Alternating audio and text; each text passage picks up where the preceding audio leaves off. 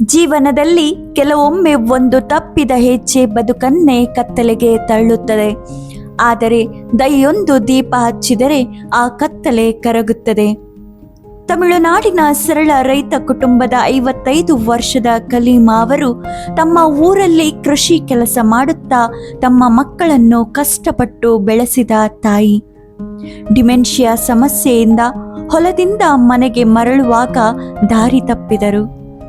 ಕೊಣಾಜೆ ಸಮೀಪ ಅಲೆದಾಡುತ್ತಿದ್ದ ಅವರನ್ನು ಸ್ಥಳೀಯರಾದ ಶ್ರೀಮತಿ ರೇಷ್ಮಾ ಎಸ್ ಅವರ ಮಾಹಿತಿಯಿಂದ ಪೊಲೀಸರು ರಕ್ಷಿಸಿ ಸ್ನೇಹಾಲಯಕ್ಕೆ ಮಾರ್ಚ್ 2, 2026ರಂದು ಅವರು ಆರೈಕೆಯಡಿ ದಾಖಲಾದರು.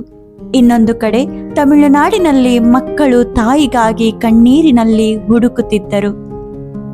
ಕೊನೆಗೆ ಮಾಹಿತಿ ತಲುಪಿದಾಗ ಮಾರ್ಚ್ 4, 2026ರಂದು ಅವರು ಸ್ನೇಹಾಲಯಕ್ಕೆ ಬಂದು ತಾಯಿಯನ್ನು ಕಂಡ ಕ್ಷಣ ಅದು ಕಣ್ಣೀರಿನ ಮರು ಸಂಗಮ.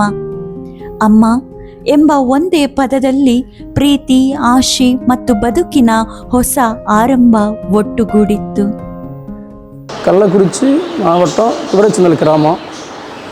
அம்மா சனிக்கிழமை ஒரு 4 மணிக்கு காட்டிலேருந்து வந்தாங்க. கிளம்பி வந்துட்டாங்க. நான் அப்புறம் அப்படியே எங்கள் தமிழ்நாட்டிலே அங்கேயே ஊரெல்லாம் தேடிட்டு வந்தேன். சரி தேடிட்டு வந்தேன். அப்புறமேட்டு தான் இங்கே போலீஸு காவல்துறை மூலியமாக சொல்லலாம் வச்சு நான் இங்கே அம்மாவை பார்க்க வந்தேன்.